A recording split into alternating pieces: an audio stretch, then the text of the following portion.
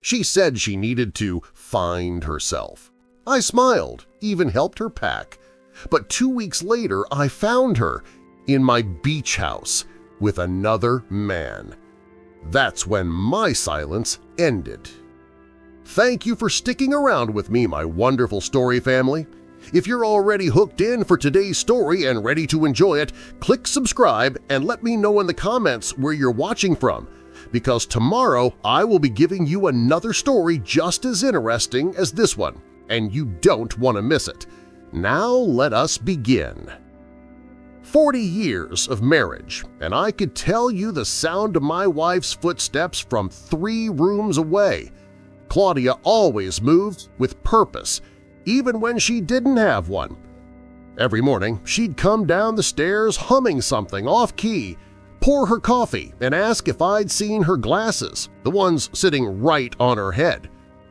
But that Friday morning, the house was quiet. No humming, no coffee smell, just silence. When I found her in the kitchen, she was sitting in her robe, staring at a mug like it might give her answers. Her eyes were swollen, not from tears, from something heavier. "Frank," she said, voice trembling just enough for me to notice, "I need to find myself." I laughed. Couldn't help it. "You're right there, Claudia. Been sitting across from me for 40 years. She didn't laugh. She just sighed. "You don't understand." Maybe I didn't. Or maybe I understood too well. She'd been restless for months. New books about personal growth, yoga classes with people half her age, and late-night phone calls she'd take on the porch. When she wheeled out her suitcase, I stood there with my hands in my pockets. No fight, no begging, just this strange stillness sitting behind my ribs. 2 weeks later, my neighbor Lydia called. Sweet woman, sharp eyes. She said she hated to be the one to tell me, but she'd seen Claudia at my beach house with another man. They looked, as she put it, close. That night, I drove to the shore. It was a quiet stretch of coastline we'd both loved. The house I built with my own hands, the one meant for our retirement. When I pulled up, I saw the lights were on.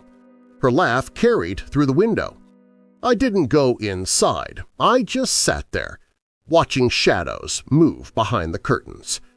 I wasn't angry, not yet, just awake. For 40 years, I'd built my life around Claudia Dorsey, but that night, sitting in my car, I made a quiet promise. If she wanted to find herself, I'd help her, piece by painful piece. If the person you loved for 40 years betrayed you like this, would you confront them or let your silence do the talking? I'd love to see your thoughts in the comments. 2 days passed before I went back to the beach house. I told myself it was just to pick up a few documents I'd left there, but I wasn't fooling anyone, least of all myself. The drive felt longer this time. The road curled around the water, silent and silver beneath the morning fog. I could almost hear her laugh echoing in my head, that careless, familiar sound that now made my chest tighten. When I pulled up, her car was gone. Perfect. I unlocked the door and stepped inside. The air smelled different. Citrus perfume and cheap wine. My wine glasses on the counter, 2 of them. My robe draped over the chair, and on the couch, a half-open book I didn't recognize. The courage to start over. I let out a small laugh. The irony burned going down. I walked through each room slowly, touching everything she'd turned into theirs. A sweater on the armrest, 2 toothbrushes, a photo on the nightstand, Claudia and some gray-haired man, grinning like teenagers, his hand on her waist. My hand trembled for just a second before I caught myself. I set the frame down carefully. Rage wasn't my weapon, patience was. When I left the house, I didn't slam the door. I locked it quietly. Then I went to see my lawyer. I told him I wanted to transfer ownership of the beach house to my name only. Then, after that, I wanted it listed for sale. Fast. "Does your wife know about this?" he asked.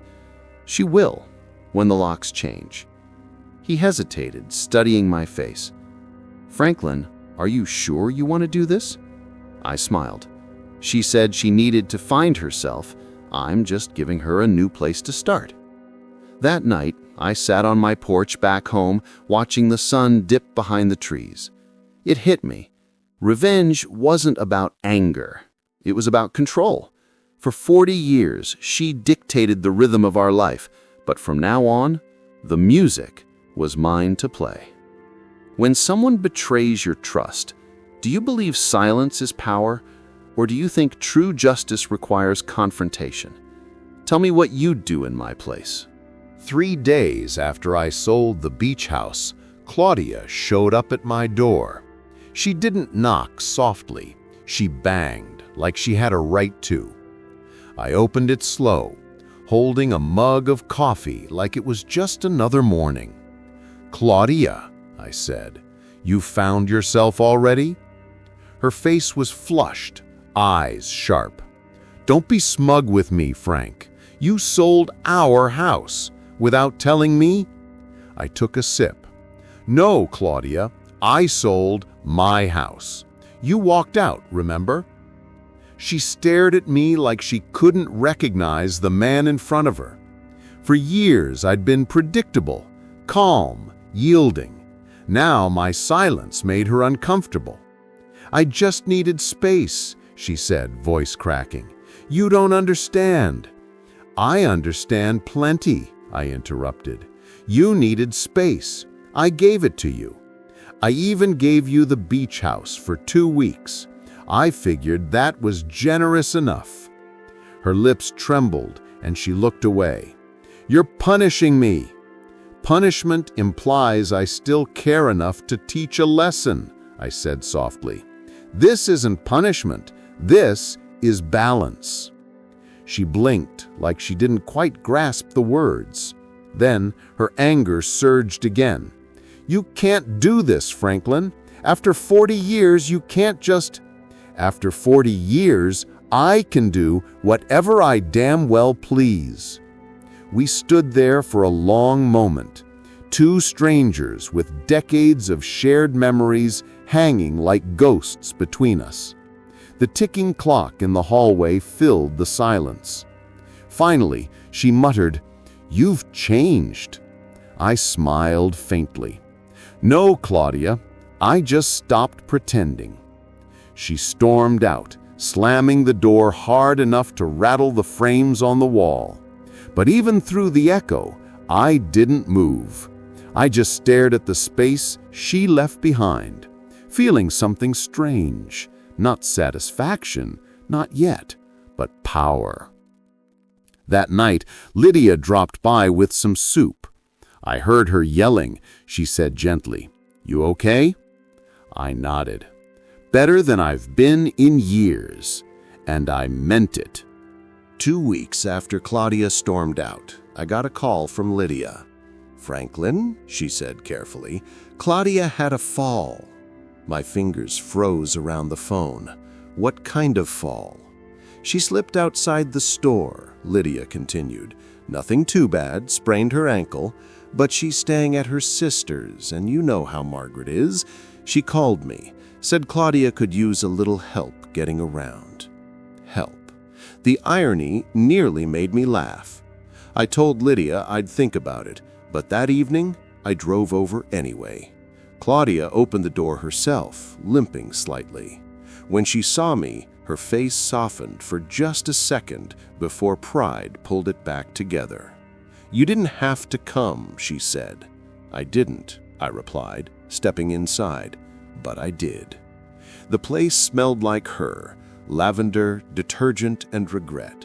I noticed her swollen ankle wrapped in gauze. The living room was cluttered, unlike our home used to be. She tried to keep her composure. "You can put the groceries on the counter." I set them down, then looked at her. really looked. The woman who once seemed so certain of what she wanted now looked lost. "Claudia," I said quietly, "when did we start speaking to each other like strangers?" She glanced up, surprised by my tone. "Maybe when you stopped listening." I stopped chasing. Big difference. For the next hour, I made her tea, fixed the loose step near her door, and changed the light bulb in the hallway, all in silence. She watched me, her pride fighting with something softer. Finally, she whispered, "Why are you really here, Frank?"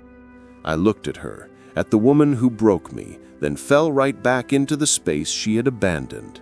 I said, "Maybe I came to remind you what you threw away." She looked away, eyes wet. "You don't need to remind me." For the first time in months, she sounded honest. But I wasn't ready to forgive, not yet. Forgiveness would come, maybe, after the lesson was complete. As I left, she said, "Thank you for coming." I paused at the door. "Don't thank me, Claudia. Not yet." When life forces you back into the same space with someone who's hurt you, do you let old love soften your heart or keep your walls high? Tell me what you'd do. It's funny how the past sneaks up on you. One quiet night, I was sitting by my study window when the sound of rain against the glass pulled me back, years back, to a night when Claudia used to hum while folding laundry. That was before she stopped humming, before she started finding reasons to stay late at the gallery she managed. At first, I didn't question it. We'd been married for decades. I trusted her more than I trusted the clock on the wall. But trust, I learned, isn't love. It's blindness when given to the wrong person. There were signs, small ones. A new perfume she never wore around me, a sudden interest in yoga retreats she couldn't explain, the way she smiled at her phone, then turned it face down when I walked into the room. One evening I tried to surprise her at the gallery. I brought dinner, takeout from that Thai place she loved. But when I got there, the lights were off and her car was gone. I sat in a parking lot for an hour, waiting, trying to quiet the unease crawling through me. When she finally came home, her hair was damp from a shower, her voice too soft, too careful. That night she told me she was tired, not of me, she said, just tired of feeling invisible. Invisible. That word sat on my chest for months. I'd spent 40 years building her comfort, our home, her dreams. I thought loyalty meant enough. Apparently, it only made me boring. When she finally confessed, the day she said she needed to find herself, I already knew where she'd been finding herself. In my vacation home. With another man. That was the day Franklin Dorsey, the patient husband, died. And the man who replaced him, he didn't raise his voice, didn't curse or break anything. He just started planning. Because if there's one thing Claudia taught me, it's that love can end quietly. But revenge deserves to echo. When someone betrays decades of loyalty, do you think there's ever a reason that makes it understandable? Or is betrayal always a choice? Let me know what you believe. After Claudia's fall, she started calling me more often. At first, it was about small things: a leaky faucet, a stubborn jar, help with her prescriptions. I always came, always polite, always helpful. She thought that meant I was softening, but really, I was preparing. One afternoon, she mentioned her plans to move into a small townhouse she'd been eyeing. "I can't afford it yet," she said casually, "but maybe once the divorce settlement clears, I'll be able to start fresh." That word, divorce, slid off her tongue like it was nothing. I smiled. "You're right, Claudia. You deserve a fresh start." What she didn't know was that I had already visited our lawyer the week before. I'd signed over my company shares to Lydia, adjusted my will, and moved every asset into trusts she couldn't touch. When the papers reached her, she'd realize I had nothing left in my name, nothing she could claim. That night, I went to the beach house one last time. I stood in the doorway, watching the waves roll in under a pink sky. It was the same place she'd found her new self. Now, it would be her undoing. I called her. "Claudia," I said, "I know you loved this place. I thought you might want to see it again before it's gone." She hesitated. "Gone?" "I sold it. The new owner's moving in next week." Silence. Then, "Can I come by tomorrow?" "Of course," I said. When she arrived, she looked different, humble, almost fragile. She walked through the room slowly, fingertips brushing the walls like she was touching old memories. It's strange how quickly things change. Not really. Things only change when we stop caring for them. She turned to me, eyes soft. "I made a mistake, Frank. I thought I needed something new, but I just needed to feel seen." I looked at her, my face calm, my heart steady.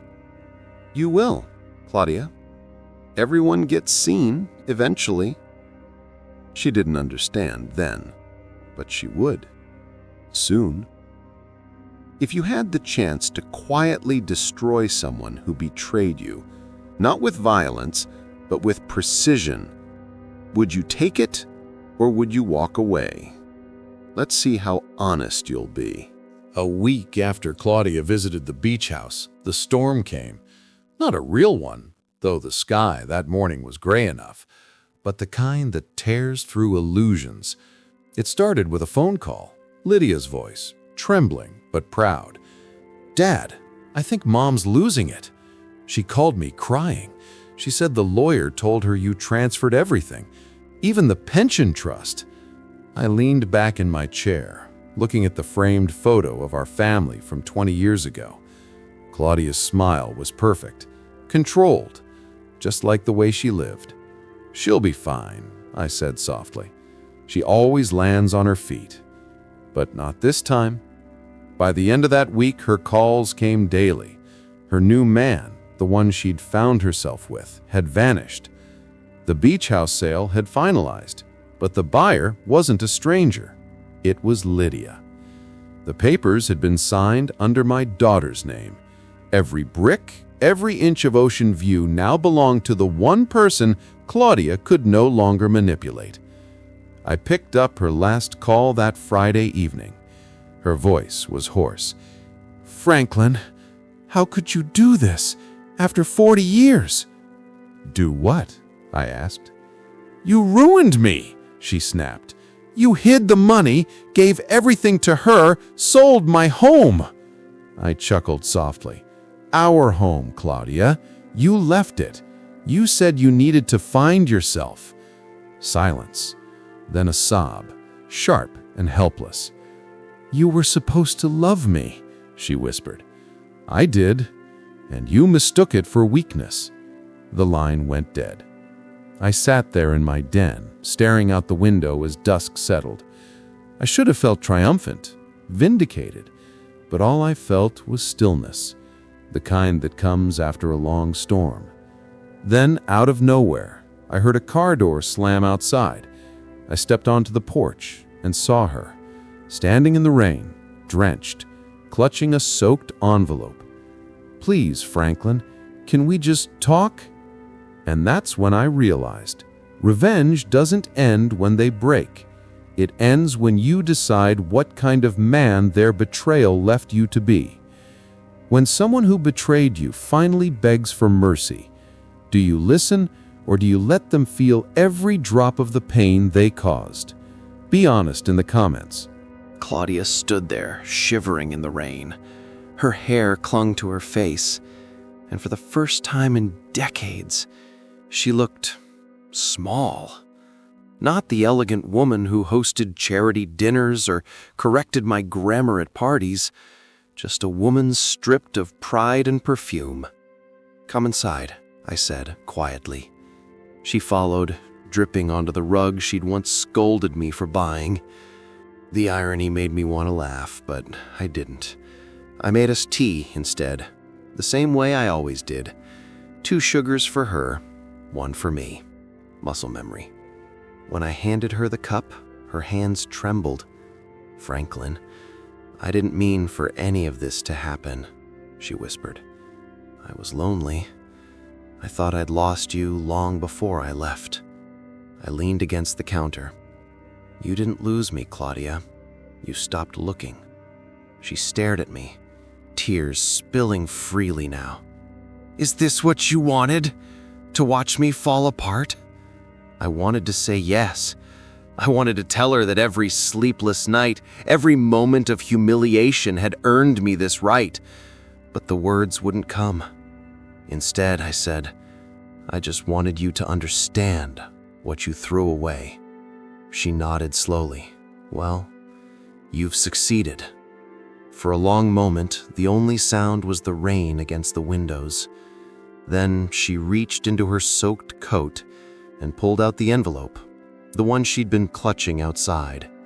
"It's the final divorce paperwork," she said, voice barely audible. I signed it. "You get everything. I don't want a cent." I took it, glanced at the signature, and felt something shift in my chest. Not satisfaction, not victory, just release. She stood, her body trembling. "I'll go now," she said. I watched her walk to the door, her figure framed in the rainlight. "Claudia," I said softly. She turned. "You did find yourself. I just hope you don't lose her again." Her lips quivered, then she nodded and left. For the first time in months, the house felt peaceful.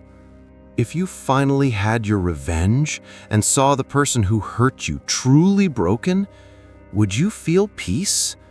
Or would the emptiness still follow you? Tell me what you think below.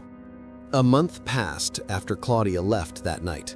The paperwork went through without a word from her. I signed, filed, and closed every loop like a man finishing the final chapter of a long, heavy book. I didn't see her again. Not at the beach house, not in town, not even at the church she once insisted we attend every Sunday. But sometimes, when the evening light hit the porch just right, I'd almost hear her laugh again, distant, soft, and fading. Then one morning, Lydia called. "Dad, Mom moved out of state," she said. "She's staying with Aunt Marie in Oregon. She's been writing." "Writing?" I asked. "She said it helps her understand herself and you." I smiled faintly. "Good. Maybe she'll finally meet the person she was looking for." That evening, I went down to the water, not the beach house, but the lake behind my property. I brought a single envelope with me, the one Claudia had left behind. I hadn't opened it until that moment. Inside was a short note. "Franklin, I see now that I didn't just betray you. I abandoned the best part of myself. You didn't destroy me. You freed me from my own illusions. I'll carry that lesson until my last day. Claudia." I folded the paper, let the wind take it, and watched as it drifted into the lake. It sank slowly, like the last echo of 40 years finally letting go. I turned to head home, my cane pressing softly against the dirt path. For the first time in a long time, I didn't feel heavy. Revenge hadn't made me cruel. It had made me whole again. Because sometimes the sweetest revenge isn't their pain, it's your peace. Do you think peace can truly exist after revenge, or does a part of it always stay with you? Tell me what you believe in the comments below. Thank you for watching this story to the end. If you enjoyed this story, you will surely love the next one.